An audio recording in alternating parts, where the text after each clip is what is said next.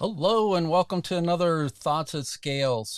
I'm just noticing that the LinkedIn link, these things often need to be renewed, and there seems to be some sort of an issue with the LinkedIn link. So unfortunately, it looks like even though it should be live on LinkedIn, it's not.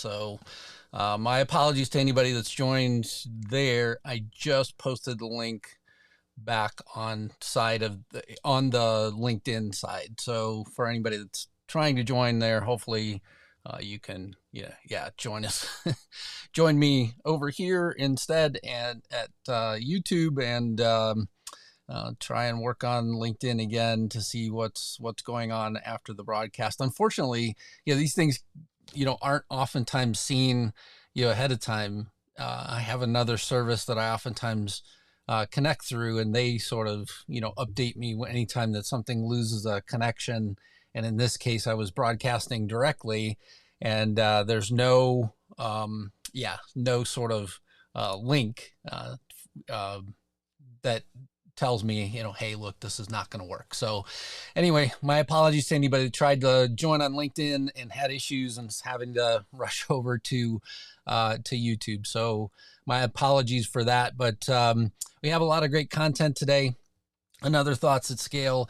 This is a weekly series now that I'm doing 30 minutes to try and bring as much value to people in terms of scaling organizations and things like that. And with this session, we're going to be talking about clarifying roles and responsibilities. And so one of the things that you'll see in terms of organizations, just to kind of preface this a little bit, a lot of organizations, as they get big, they naturally, if you look back, they have a lot of key things in place. So they'll have job descriptions. People know exactly what their roles are.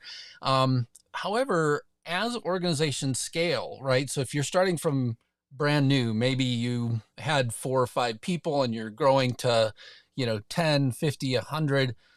Even anytime that you add another large segment of people. And so, in our space where you might get venture capital investment or anything like that, you may actually find out that the organization, as it goes to scale, you could just sense that people are confused. They don't understand exactly, what it is that they need to focus on and things like that. And so that's what, this topic today is going to talk about, is how to bring that clarity back in terms of the organization and the employee engagement and everything else. And so that's the focus of today. And we'll dive deep into, one particular tool, the RACI, to talk a little bit about that as well, just to kind of, again, provide you a little bit more of a solution base to sort of look at these things. And I'll provide you some insights from somebody that's done probably 100 or more RACIs in my life, just personally, directly with teams, setting with them, outlining things. So I'll give you kind of my tips and guidance around using a RACI.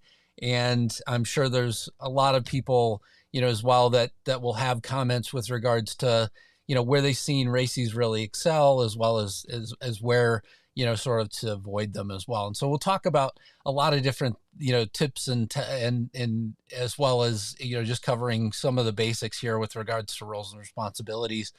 And so I wanted to just talk about, just some of the things that may bring you here to this point of focusing in on the organization and roles and responsibilities. So if you see people that are not focused on the right priorities, something is disconnected. You have something inside of your organization, the communication methods, the way that you're talking to your organization about the focus of the organization and what should be a priority inside of the organization, just might be off. Or, people just, oftentimes most people go to work with the idea of, hey, look, I'm going to try my best to make this organization successful. We all want to see, the organization that we're in and the team that we're in win.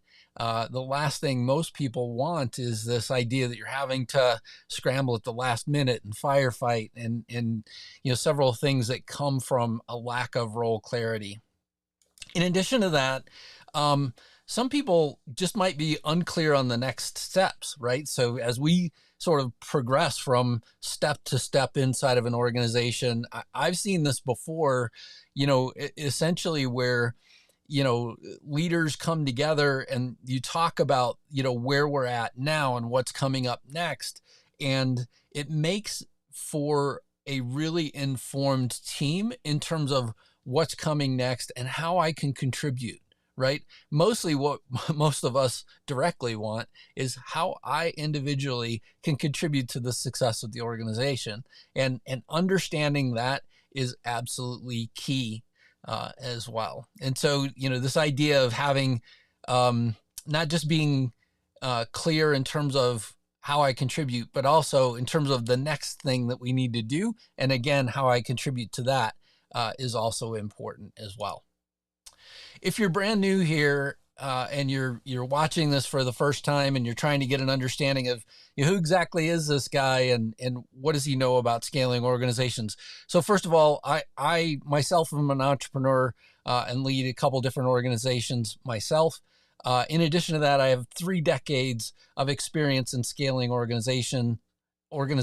I was the one individual inside of General Electric that oftentimes was called whenever companies were struggling to scale as well. And so those, that gave me a great foundation to build capabilities from as well. In addition to that, I've added change management and Lean Six Sigma as well to my toolkit. And I went and completed a PhD in organizational management and information technology. I oftentimes tell people, heck, if you're going to get a PhD, why not have a minor as well in your PhD. And so mine was information technology, just to add another tool to my toolkit in terms of being able to help clients, really refine requirements whenever you're implementing those digital tools. And then lastly, I have a history of working with companies from startups to Fortune 500s. I mentioned General Electric a little bit ago. I worked with Becton Dickinson as well. I worked with Roche. In addition to that, I've also worked with numerous startups in and across healthcare and life sciences. And so that's what gives me the base knowledge of being able to, do this with organizations and be able to help them scale. What we're going to cover today is we're going to focus in on 3 key topics related to scaling an organization. And so we're going to talk about roles and responsibilities. We're going to talk about the undeniable importance of role clarity for achieving organizational success. We're going to talk about the strategies to align your roles with your overarching business objectives. And that word align is really important because having alignment and understanding how individuals directly contribute. So, most organizations will develop a strategy and a vision, and then they stop. And then they go do the work that they're going to do, because strategy and vision was something to check off in the business plan. It was something that a company needed in terms of, being able to submit to a VC or, those sort of things, although they're important, I guess, to be able to, get people to understand for investment and things like that. The real reason why you're doing it is so that your organization really can kind of see where are you aiming. That's the vision.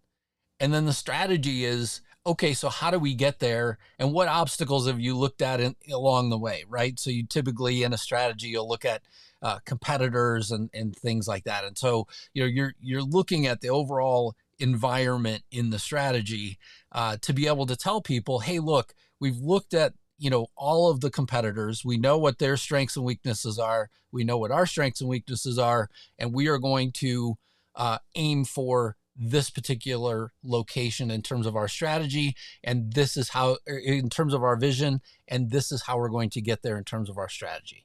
And so that alignment is absolutely critical, especially whenever you start adding a significant amount of people to your organization, because their first question, again, is going to be, how does my role help the organization achieve the strategy? And even though they may not outright ask that question, um, individuals want to know exactly how their work, helps the organization as well. And the last thing that we're going to cover are tools like RACI. We'll talk about RACI, but we'll also talk about a few other things that help organizations as well, in terms of making sure that you have employee engagement, because that's what really this is about. It fundamentally is, how do you get people to engage with more directly with, where you are and where specifically you're going. And so that those will be things that we're going to cover. The things that we're not going to cover today as well. So we're not going to talk about how to write a job description. I feel like there are a ton of resources, and honestly, there are more qualified people even than me to develop a job description. I've talked about this before in other live sessions, but I wanted to mention it again here, where we should just overall talk about the way that that you build a job description inside of a company that's scaling. I feel like should encompass the things that you overall need that role to do. Again, I've talked about people's business plans in previous sessions, but what I'm talking about here is, in a business plan, you will oftentimes see organizations say things like, we're going to hire, 2 business development people, and we're going to have 5 project managers, and we're going to have, X amount of individuals working on the actual science in the things that we're doing. And although that is important, when it comes time to hiring those people, here's my my overall outsider's view. You should look at the skill set that you need inside of your organization first, and then say, okay, what job does that most closely align to? But maybe it's a business development person. And at the end of the day, if you need a business development person with some basic skills in project management, I would suggest you build a job description that says that. And that essentially will help to align that person. As your organization grows, maybe those 2 roles split. Maybe that becomes 2 independent roles. But initially, you might need somebody with a little bit of capability in terms of project management, and a lot of ability in terms of, being able to actually, do business development, for your organization. And so that's, what I'm saying around that. The other piece that I wanted to touch on here is, I'm not going to talk about, constructing a strategy and vision. I was thinking about this coming into this one, because to me, constructing a strategy and vision is going to take a lot of time. And again, I'm trying to hold us to 30 minutes. And so, we won't be talking about that today. So we're just going to have to hop into this topic, and we'll keep going here. So, let's talk about aligned versus not aligned organizations. So a consulting firm called LSA Global, they found that highly aligned organizations grew their revenue by 58% faster and were 72% more profitable than their unaligned counterparts. I additionally found another statistic by McKinsey. They have an organizational health index that found that misaligned companies generate half the return on invested capital and 18% less in EBITDA as well. And the reason why I wanted to also mention that is that I feel like it's not just the organization themselves that should care about this. Anybody that's investing in an organization, the guidance should be, hey, look, having an aligned organization, an organization that understands where you're going and how their roles contribute to that, is absolutely critical. And it's proven in these numbers. As you saw with the LSA Global, their focus was not just one particular industry. They surveyed 400 organizations across like eight different industries. I just read it again on my screen here. 8 different industries. So, again, this is a nice broad look at, how organizations, should be thinking about, achieving that organizational alignment. So let's talk about the importance of role clarity in terms of the individuals as well. So, not having clarity could lead to confusion, which affects decision making. It also could increase errors on behalf of the individuals, and we certainly don't want our people working hard to achieve their goals, and then at the end of the day they're also struggling to be able to complete things without additional errors. The next one is enhanced productivity. So having clear roles allow the team members also to focus on specific tasks, and it boosts efficiency that way. Um, it reduces conflicts. So, again, as an organization grows, one of the natural things that you see is that, let's say somebody had a role that was combined before, and now all of a sudden it's split. Having that role clarity between the two roles is important, because the person that used to do maybe two jobs, maybe they had, project management on top of business development, to my earlier example, now all of a sudden they just have business development, and project management goes to somebody else. And there's somebody else in the organization that's doing that. Having that clarity helps them really be able to say, hey, look, these are really my focus items, and I can let if this were the individual that was doing two things before, I can let those other things go, and maybe touch base with the individual that's new in the organization every so often, right? And that just gives them a little bit better capability as well. The next one is communication clarity. This one really touches in on having that direct line of who do I go touch base with, and it also helps with strategic alignment. So how do I contribute to the strategy of the organization? It helps you prevent errors. I mentioned that earlier. And then lastly, it really helps you with onboarding as well. So when somebody comes into an organization, they're trying to understand a lot about an organization overall in terms of how they contribute, but they're also trying to understand their job, their role, etc. And this helps with that as well. And one of the things that I included here on the right hand side is this picture of the relay race, and I really do think that this helps from the standpoint as well in terms of clarifying exactly how the baton is passed, and so that's important as well as your organization moves forward.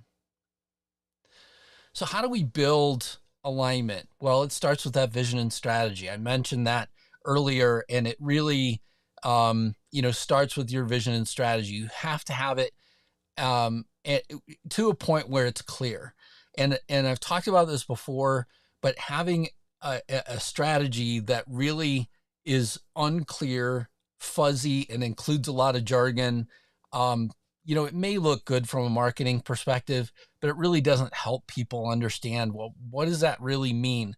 And making sure that you break things down in terms of the language that's in the vision and strategy, and making sure that people can understand it is really helpful in terms of, again, trying to get us down to that key point of building alignment. The company culture and core values. I thought it was funny. I was in a startup.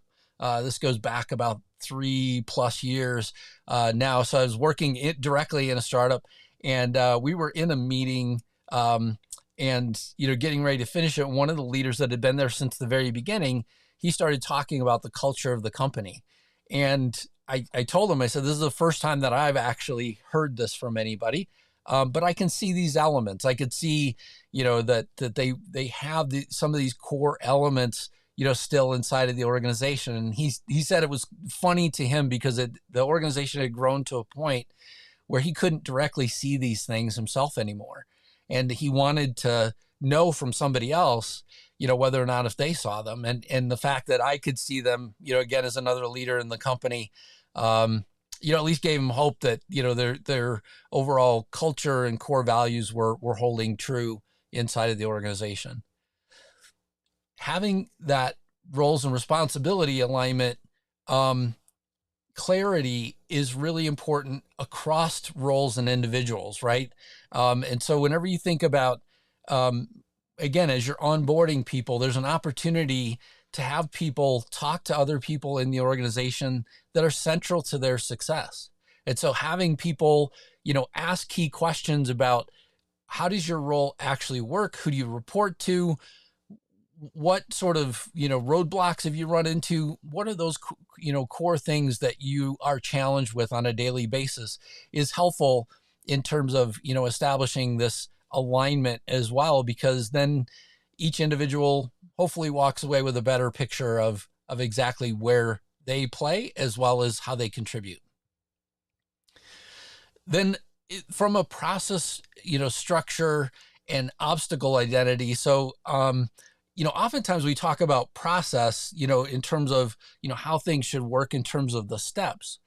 But many organizations don't step back and say, these are known obstacles that we either accept or we're going to plan around.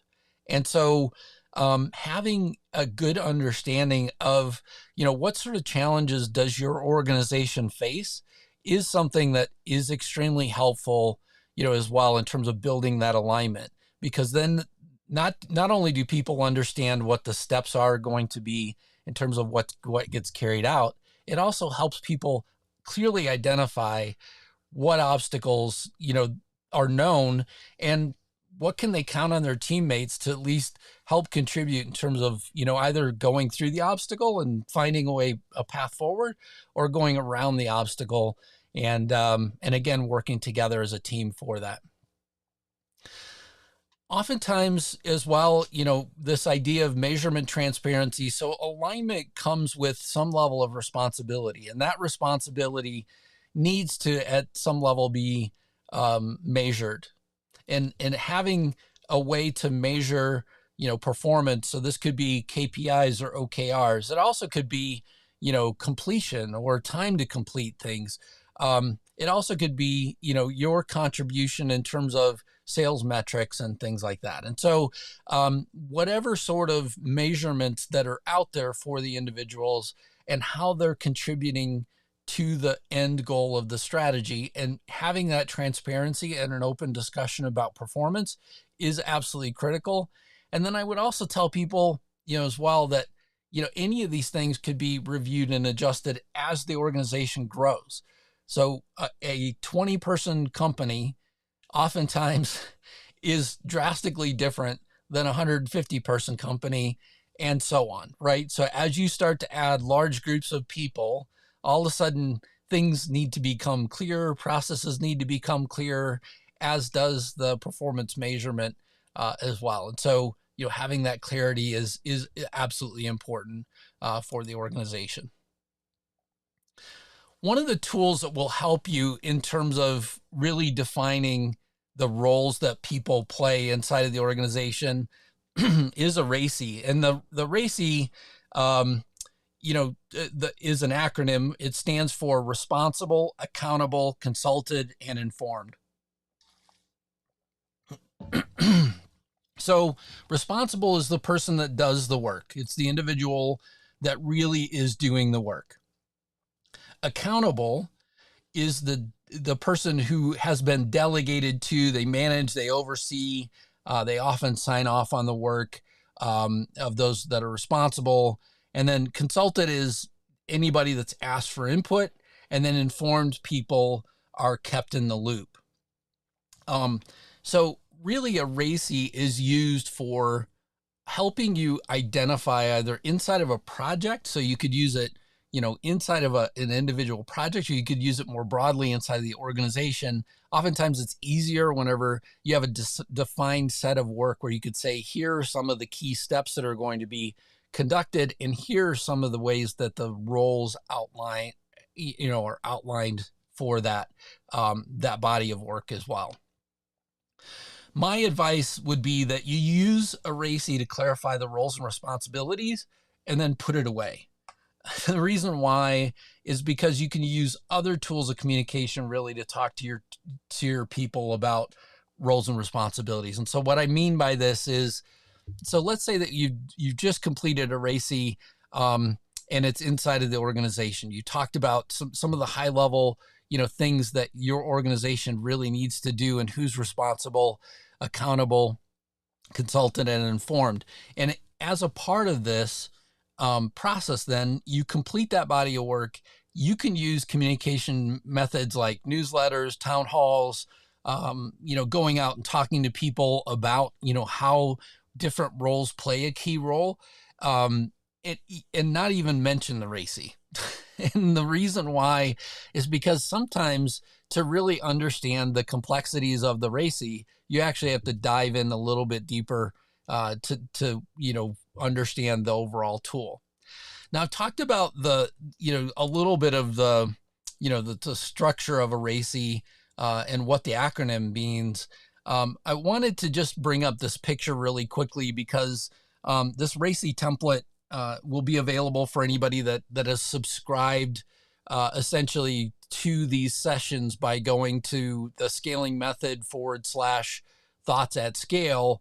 So if you go there and just click the register now button, essentially what I will do is after this session is over, I will send out my notes as well as links to this RACI template. And so you will get a combination of both. I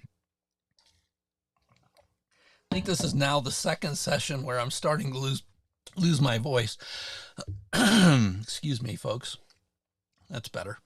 So the RACI template, let's just talk about this overall in terms of the way that it works for you. On the far left, you will see key tasks or deliverables. So you're going to outline the key tasks or deliverables on that vertical axis there.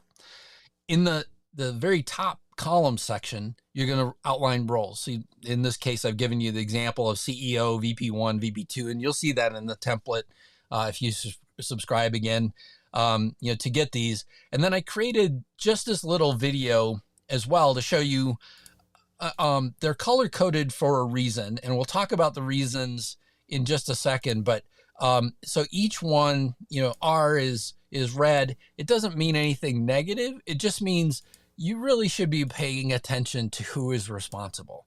And second to that, who's accountable.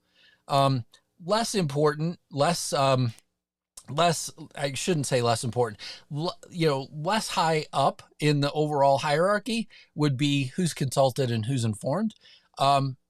Because you need mechanisms for those. You do need to stay tied with those.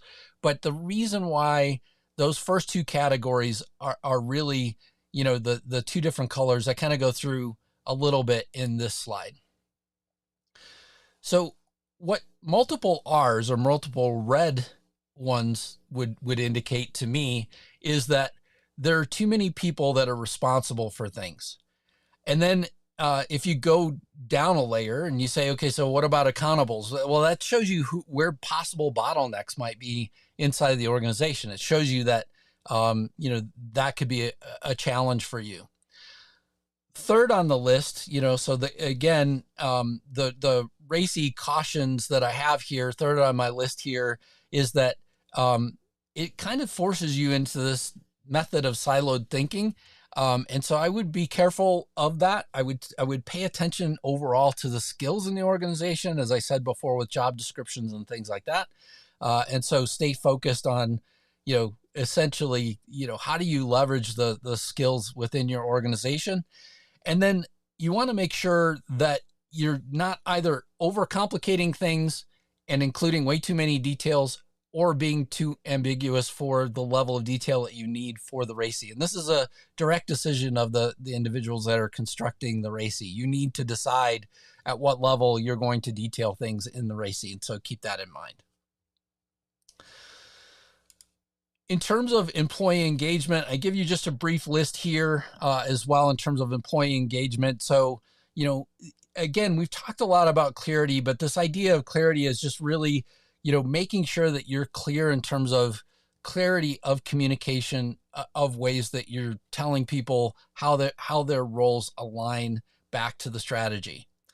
Keeping people involved, making sure that you've got skills matched to the roles that you're looking for as well. And just making sure that you're providing regular feedback to people. These are the things that you're doing great at.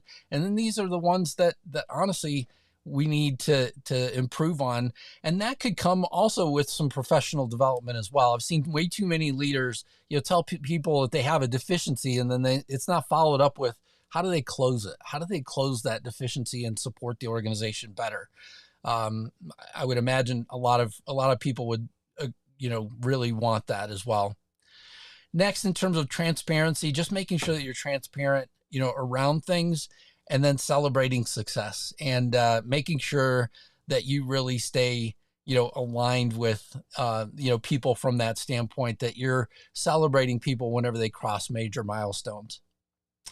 So I wanted to just wrap up, with this final slide here, and just say that roles and responsibility alignment really is a bit of a chicken and an egg. You have to have a vision and strategy at a base level, but you also have to have individual goals and a purpose for people as well. And so you want to continually ask people in terms of, how do they feel that they're contributing to the strategy and vision, and making sure that that's aligned. Once those two things are supported and understood inside the organization, this idea of having teams goals and a team purpose is something that could be constructed, as well. And so you have to have, some of these base level things in place before you start to work on, team goals and how your teams align and support the overall vision of the organization. The final thing that I have here for you is that if you need more support, or you want to go deeper, into any of these topics, I'm happy to, connect with people. I've had a few connections since the last couple of sessions, and I really appreciate, individuals, reaching out and wanting to know more. And, I definitely look forward to helping more organizations in the future. And so with that, unless there are any questions, I will wrap up for the day. Thanks so much.